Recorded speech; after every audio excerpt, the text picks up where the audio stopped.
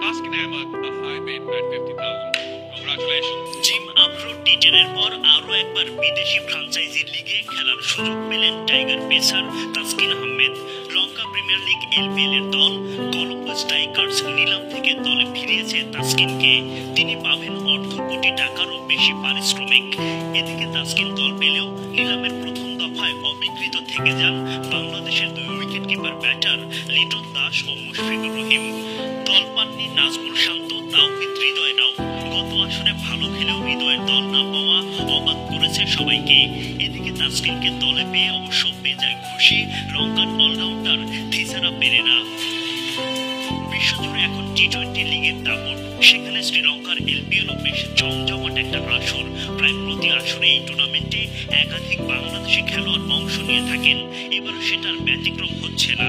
সরাসরি চুক্তিতে মুস্তাফিজুর রহমান দল পাওয়ার